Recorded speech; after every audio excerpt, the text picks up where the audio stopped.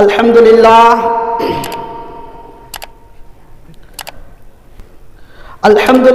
نحمده ونستعينه ونستغفره ونؤمن به ونتوكل عليه ونعوذ بالله من شرور أنفسنا ومن سيئات أعمالنا من يهد الله فلا مضل له ومن يضلله فلا هادي له ونشهد أن لا إله إلا الله وحده لا شريك له ونشهد أن سيدنا ومولانا محمدا عبده ورسوله أما بعد فأعوذ بالله من الشيطان الرجيم بسم الله الرحمن الرحيم وما أرسلناك إلا رحمة للعالمين صدق الله العظيم. محترم بزرگوں، عزیز ساتھیوں، یہ مہینہ ربیع الاول کا مہینہ چل رہا ہے. اسی مہینے میں میرے اور آپ کے آقا جناب محمد الرسول اللہ صلی اللہ علیہ وسلم تشریف لائے. اس مہینے میں خصوصی طور پر محمد عربی صلی اللہ علیہ وسلم کے سیرت کو بیان کیا جاتا ہے.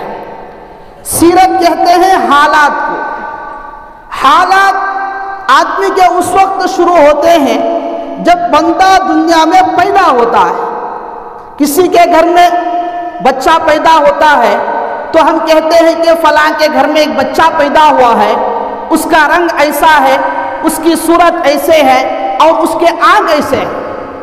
کسی کے گھر میں بچے پیدا ہوتی ہے تو ہم کہتے ہیں کہ فلاں گھر میں بچے پیدا ہوئے ہیں، فلاں کی بچی ہے، اس کا رنگ ایسا ہے، اس کی شکل ایسی ہے، اس کے بال ایسے ہیں. تو کسی کے حالت اس وقت بولے جاتے ہیں جب وہ بندہ یا بندی دنیا کے اندر پیدا ہوتی ہے. لیکن میرے دوستو، میرے اور آپ کے آقا جناب محمد الرسول اللہ صلی اللہ علیہ وسلم وہ عظیم الشان ہستی ہیں جن کے حالت آپ صلی اللہ علیہ وسلم کے دنیا میں آنے سے پہلے شروع ہو چکے تھے. آپ صلی اللہ علیہ وسلم کے حالت اس وقت شروع ہو چکے تھے ابھی زمین اور آسمان کا وجود بھی نہیں ہوا تھا. اور آپ صلی اللہ علیہ وسلم اس وقت نبی بن چکے تھے جب حضرت آدم علیہ السلام ابھی پتلے پڑے ہوئے تھے. حضرت آدم علیہ السلام کو اللہ رب العزت نے تمام کائنات کا باپ بنایا.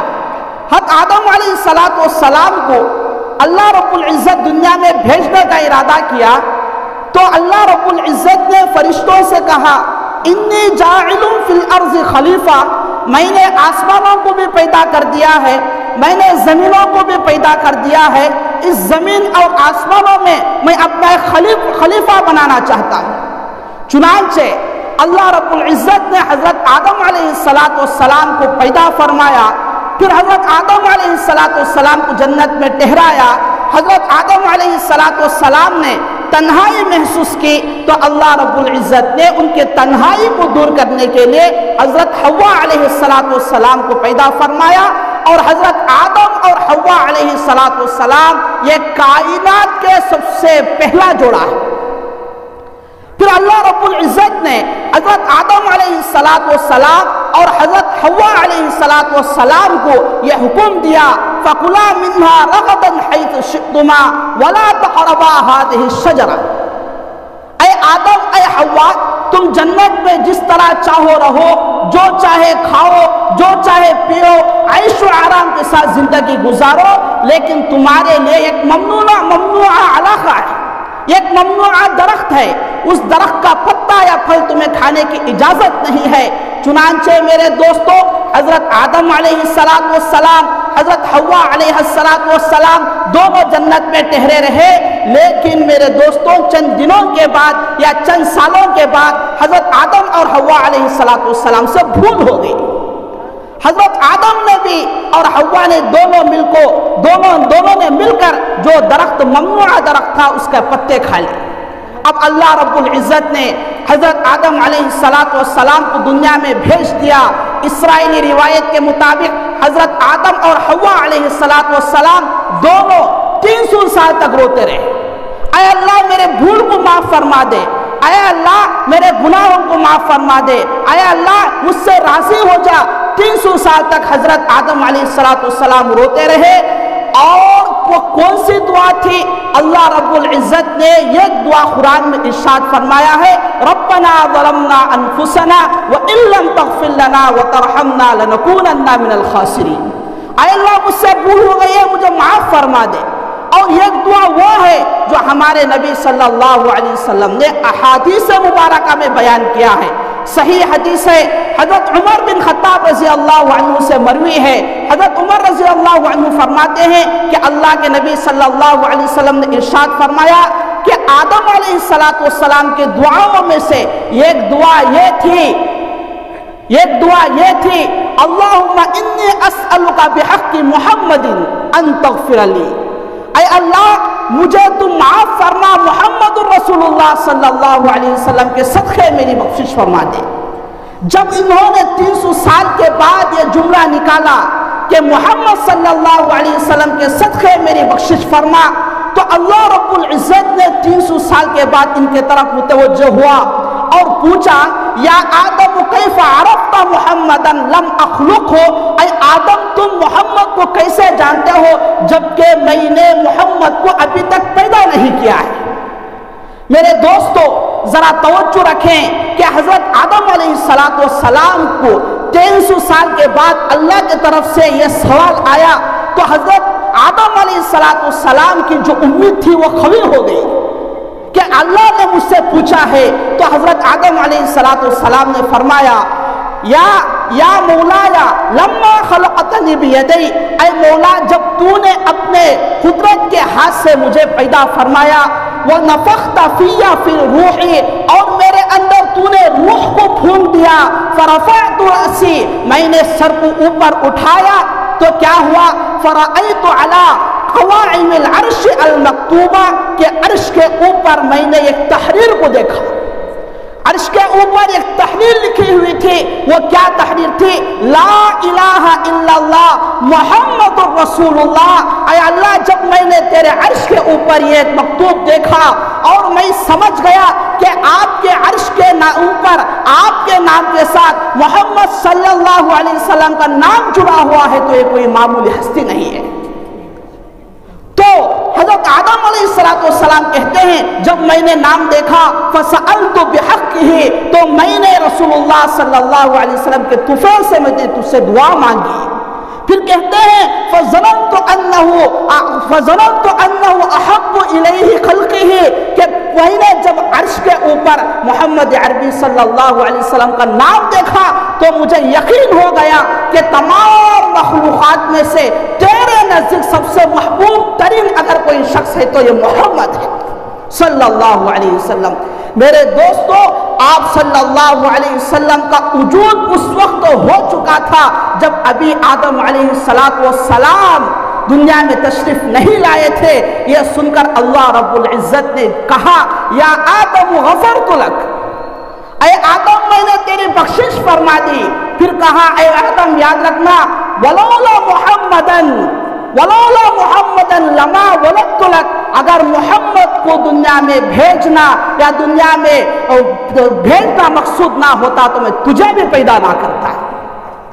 میرے دوستو یہ محمد عربی صلی اللہ علیہ وسلم کی شان ہے کہ کوئی بندہ دنیا میں آتا ہے تو دنیا میں آنے کے بعد اس کے حالات شروع ہوتے ہیں، لیکن میرے اور آپ کے آقا محمد عربی صلی اللہ علیہ وسلم وہ ہستی ہیں کہ دنیا میں آنے سے پہلے دنیا ان کو پہچانتی تھی۔ اگر محمد صلی اللہ علیہ وسلم کو پیدا کرنا مقصود نہ ہوتا اللہ رب العزت کائنات کے کسی ذرے کو پیدا نہ کرتا۔ اور آج میں اور آپ یہاں بیٹھے ہوئے ہیں، یہ حضور صلی اللہ علیہ وسلم کا صدقہ ہے۔ میرے دوستو حضور صلی اللہ علیہ وسلم دنیا میں آئے تو اللہ رب العزت نے اس کائنات کو وجود بخشا۔ حضور آئے تو اللہ رب العزت نے آسمان کو بلندی بخشی، حضور آئے تو اللہ نے اس زمین کو وسعت بخشی، حضور آئے تو اللہ نے پہاڑوں کو بلندی بخشی، حضور آئے تو اللہ نے سمندروں کو روانی بخشی، حضور آئے تو میرے دوستو اس کائنات میں خوبصورتی آئی۔ یہ میرے نبی صلی اللہ علیہ وسلم ہیں جن کے صدقے میرے دوستوں پوری کائنات کو وجود بخشا ہے۔ آج ہم ان کے امتی ہیں، آج ہم ان کے امتی ہیں۔ میرے دوستوں ہماری نبی کی جو نبوت تھی وہ صرف انسانوں تک محدود نہیں تھی، ہمارے نبی کی نبوت جانوروں پر بھی تھی، ہمارے نبی کی نبوت شجر پر بھی تھی، ہمارے نبی کی نبوت حجر پر بھی تھی۔ ایک مرتبہ میرے اور آپ کے آقا جناب محمد رسول اللہ صلی اللہ علیہ وسلم باہر نکلے، آپ صلی اللہ علیہ وسلم کو پیشاب کا تقاضا ہوا تو باہر دیکھا کہ ایک چٹیل میدان ہے، وہاں ایک جھاڑی ہے، وہاں ایک جھاڑی ہے، وہاں ایک جھاڑی ہے۔ آپ صلی اللہ علیہ وسلم نے حضرت جابر رضی اللہ عنہ کو بلایا اور ان سے کہا کہ ان جھاڑیوں سے جا کر کہو کہ رسول اللہ پیشاب کرنا چاہتے ہیں، لہٰذا تم ایک جگہ جمع ہو جاؤ۔ حضرت جابر رضی اللہ عنہ جاتے ہیں اور ان جھاڑیوں سے کہتے ہیں، اے جھاڑیوں، رسول اللہ صلی اللہ علیہ وسلم کا حکم ہے اور رسول اللہ صلی اللہ علیہ وسلم کا تقاضا ہے کہ تم ایک جگہ جمع ہو جاؤ اور وہاں قضائے حاجت کرنا چاہتے ہیں۔ یہ حکم ان جھاڑیوں نے، بے جان چیزوں نے سنا تو حدیث پاک میں آتا ہے یہ حکم سنتے ہی وہاں سے ایک جھاڑی ادھر آئی، وہاں سے ایک جھاڑی ادھر آئی، وہاں سے ایک جھاڑی ادھر آئی، دیکھتے ہی دیکھتے وہ پورے جھاڑیاں جمع ہو گئے، ایک بڑا جھنڈ بن گیا اور اس جھنڈ کے پاس رسول اللہ صلی اللہ علیہ وسلم گئے اور وہاں انہوں نے پیشاب کیا اور قضائے حاجت سے فارغ ہوئے۔ اس کے بعد وہ جھاڑیاں جہاں سے آئی تھی وہاں ایک کر کے واپس چلی گئی۔ یہ میرے نبی کی نبوت ہے درختوں پر۔ ایک مرتبہ تبوک کے بعد، تبوک کے موقع پر رسول اللہ صلی اللہ علیہ وسلم ایک مقام پر سوئے ہوئے تھے۔ آپ صلی اللہ علیہ وسلم سوئے ہوئے ہیں۔ حضرت انس رضی اللہ عنہ کی روایت ہے، یہ کیکر کا درخت جو دور تھا اور اس نے دیکھا کہ رسول اکرم صلی اللہ علیہ وسلم یہاں سوئے ہوئے ہیں، تو وہ درخت جس طرح انسان چل کر آتا ہے اسی طرح وہ کیکر کا درخت زمین کو پھاڑتے ہوئے رسول اللہ صلی اللہ علیہ وسلم کے پاس آیا، اور جس طرح وہ ایک انسان دوسرے انسان کو دیکھتا ہے وہ جھک کر رسول اللہ صلی اللہ علیہ وسلم کا دیدار کیا۔ دیدار کرنے کے بعد وہ درخت پھر زمین کو چیرتا ہوا اپنی جگہ جا کر کھڑا ہو گیا۔ جب محمد عربی صلی اللہ علیہ وسلم بیدار ہوئے تو حضرت انس رضی اللہ عنہ نے پوچھا، یا رسول اللہ یہ کیا بات ہے، یہ کیکر کا درخت وہاں سے سیدھا آپ کے پاس آیا اور تھوڑی دیر یہاں رکا رہا پھر واپس چلا گیا، یہ کیا بات ہے؟ تو میرے اور آپ کے آقا جناب محمد رسول اللہ صلی اللہ علیہ وسلم نے فرمایا، اے انس، جب اس نے دور سے مجھے دیکھا تو وہ کیکر کا درخت اللہ رب العزت سے دعا کرنے لگا، اے اللہ، میں تیرے نبی کا دیدار کرنا چاہتا ہوں لیکن وہ مجھ سے دور ہیں، مجھے اجازت دے، میں تیرے نبی کا دیدار کرنا چاہتا ہوں۔ اللہ رب العزت نے اس کیکر کے درخت کو اجازت دی، پھر وہ وہاں سے آیا، میرا دیدار کر کے واپس چلا گیا۔ میرے دوستو، یہ ہمارے نبی صلی اللہ علیہ وسلم کی نبوت ہے کہ ہمارے نبی ہر چیز کے لیے نبی بن کر آئے تھے اور کائنات کا ایک ذرہ ہمارے نبی صلی اللہ علیہ وسلم کی اطاعت میں لگا ہوا تھا۔ جب ہمارے نبی کوئی حکم دیتے تو میرے دوستو انسان کے علاوہ ہر چیز آپ صلی اللہ علیہ وسلم کی تابعداری میں کھڑی ہو جاتی ہے۔ ایک مرتبہ حضور اکرم صلی اللہ علیہ وسلم گھر سے باہر نکلے، ٹھنڈ کا موسم تھا، جاڑے کی سردی تھی، نکلے تو دیکھا کہ باہر کچھ صحابہ کرام رضوان اللہ تعالی علیہم اجمعین بیٹھے ہوئے ہیں۔ پوچھا، اے میرے صحابہ آپ کیوں بیٹھے ہوئے ہیں؟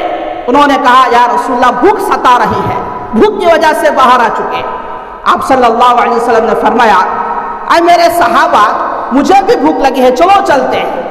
چنانچہ آگے گئے تو حضرت ابو بکر اور حضرت عمر رضی اللہ عنہما دونوں ملے۔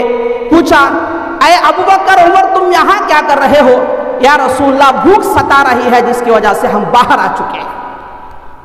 پھر حضرت علی رضی اللہ عنہ کو بلایا اور کہا کہ جاؤ جو باہر کھجور کا درخت جو کھڑا ہوا ہے اس سے جا کر کہنا رسول اللہ صلی اللہ علیہ وسلم تجھے حکم دیتے ہیں کہ تو تازہ کھجوریں ہمیں پیش کر۔ حضرت علی رضی اللہ عنہ اٹھے، دوڑ کر کھجور کے درخت کے پاس گئے اور کہا یا ایھا النخلہ، اے کھجور کے درخت، رسول اللہ صلی اللہ علیہ وسلم کا یہ حکم ہے کہ تو ہمیں تازہ تازہ کھجوریں پیش کرے۔ یہ کہنے کی دیر تھی کہ اس کھجور کے درخت سے تازہ ترین کھجوریں نیچے گرنے لگے، یہاں تک کہ ان کی جھولی بھر گئی۔ پھر اس کھجوروں کو لے کر گئے رسول اللہ صلی اللہ علیہ وسلم، اپنے صحابہ کو پیش کیے، صحابہ بھی جی بھر کے کھائے۔ پھر میرے دوستو آپ صلی اللہ علیہ وسلم دکھائے، پھر حضرت علی سے فرمایا گھر کے اندر فاطمہ بھی بھوکی ہوگی اور حسن اور حسین بھی بھوکے ہوگے، لہٰذا تم ان کھجوروں کو لے کر جاؤ، فاطمہ کو بھی کھلاؤ اور حسن اور حسین کو بھی کھلاؤ۔ میرے دوستو کائنات کی ہر چیز رسول اللہ صلی اللہ علیہ وسلم کی اطاعت کیا کرتی تھی۔ میں ایک واقعہ بتا کر میرے دوستو میں اپنی بات کو ختم کرتا ہوں۔ آپ صلی اللہ علیہ وسلم کی نبوت کہاں تک تھی؟ آپ صلی اللہ علیہ وسلم کی سلطنت کہاں تک تھی؟ آپ صلی اللہ علیہ وسلم کا حکم کہاں تک چلتا تھا؟ میرے دوستو ایک مرتبہ مسجد نبوی میں رسول اکرم صلی اللہ علیہ وسلم بیٹھے ہوئے ہیں، صحابہ بیٹھے ہوئے، ایک بدو آیا، کھریے کا رہنے والا تھا، اس کے ہاتھ میں ایک گوہ تھی۔ گوہ کہتے ہیں ایک جانور ہے، چپکلی سے سپلک سے تھوڑا بڑا ہے اور اس کی شکل بھیانک ہوتی ہے۔ عرب لوگ اس جانور کو کھایا کرتے تھے اسلام آنے سے پہلے۔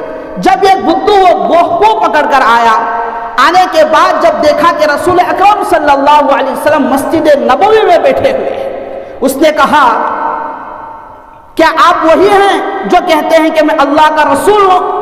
تو آپ صلی اللہ علیہ وسلم نے فرمایا ہاں میں اللہ کا رسول ہوں۔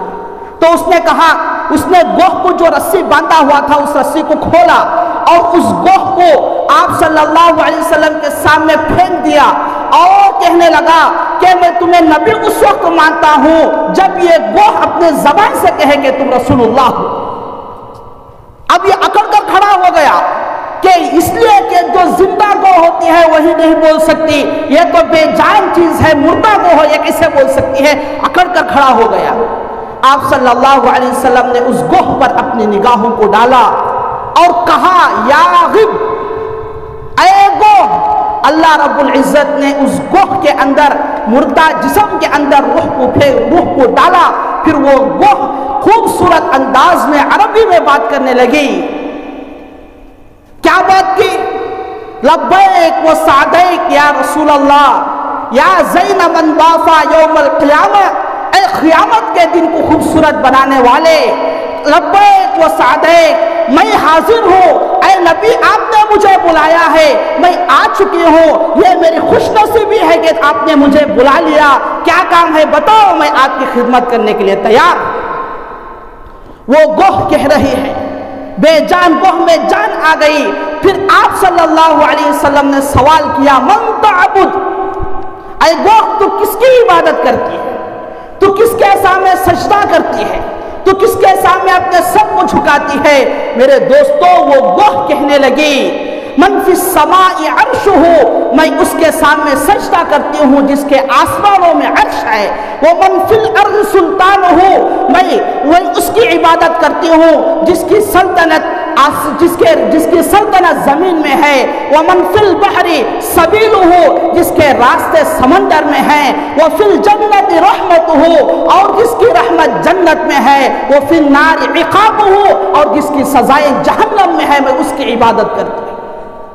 وہ گوہ کہنے لگی، اب جو بدو آیا ہوا تھا اس کی آنکھیں پھٹ گئی اور وہ پسینہ پسینہ ہو گیا، یہ کیا ماجرا ہے؟ یہ کیسا آدمی ہے جو مردہ گوہ کو جس کی زبان پر وہ زندہ کر دیا اور وہ اس طرح فصیح عربی زبان میں بات کر رہی ہے؟ پھر پوچھا میرے دوستوں، میرے آقا جناب محمد رسول اللہ صلی اللہ علیہ وسلم، من انا، میں کون ہوں؟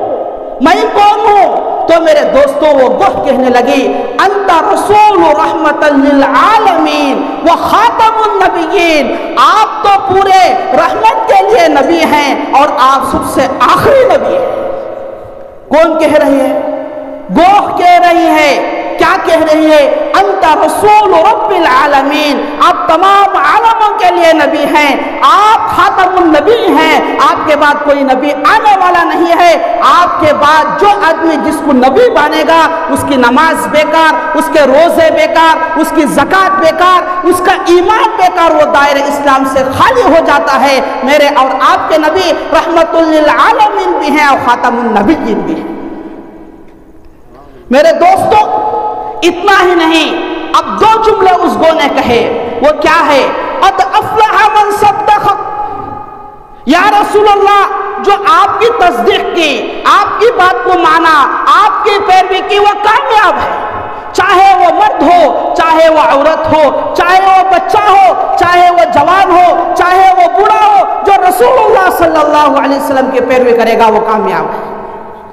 پھر ایک جملہ کہا وَقَدْ خَابَ مَنْ كَذَّبَ، جو آپ کو جھٹلائے گا، جو آپ کے طریقے کو چھوڑے گا، جو آپ کی بات کو جھٹلائے گا، وہ ناکام ہے، نامراد ہے۔ جب یہ پورا معاملہ ہو گیا، وہ بدو کھڑا ہوا تھا، پسینہ پسینہ ہو رہا ہے اور اس کے پتے پانی ہو رہے ہیں۔ آپ صلی اللہ علیہ وسلم نے اس سے پوچھا یا رسول، آپ صلی اللہ علیہ وسلم نے اس سے پوچھا اب بتا تو کیا کہتا ہے؟ وہ کہنے لگا اب میں آپ کا کلمہ پڑھتا ہوں اور دائرہ اسلام میں داخل کرتا ہوں۔ آپ نے تو کمال کر دیا، ایک مردہ کو بولنے پر مجبور کر دیا۔ میرے دوستوں ہمارے نبی وہ نبی ہیں جو ساری کائنات کے نبی ہیں۔ ہمارے نبی وہ ہیں جو انسانوں کے بھی لیے نبی ہیں، جانوروں کے بھی لیے نبی ہیں، حیوانات کے لیے بھی نبی ہیں، جمادات کے لیے بھی نبی ہیں۔ لیکن آج افسوس کی بات یہ ہے، کہ آج ہم اس نبی کے طریقے کو بھول چکے ہیں۔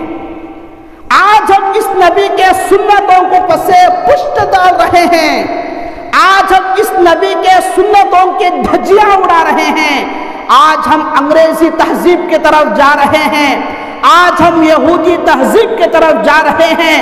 ہم صبح اٹھ رہے ہیں تو نبی کا طریقہ بھول رہے ہیں، شام کو سو رہے ہیں تو نبی کا طریقہ بھول رہے ہیں، آج ہم کھانا کھا رہے ہیں تو نبی کا طریقہ چھوڑ کر کھانا کھا رہے ہیں۔ میرے دوستو آج ہمارے نوجوانوں کے اندر سنت سے اتنی دوری ہو گئی کہ آج ہم کہتے ہیں کہ بھائی یہ سنت ہے، اسے کیوں تم ترک کر رہے ہو؟ تو وہ نوجوان کہتے ہیں چھوڑو حضرت، آج بالوں کو انگریزوں کے طریقے پر کٹایا جا رہا ہے۔ آج ہمارے نوجوان آج بوڑھے بھی میرے دوستو ہمارے نبی کے چہرے پر وسترا اتار رہے ہیں۔ آج ہمارے نبی کے لباس کو نکال کر پھینک دیا گیا۔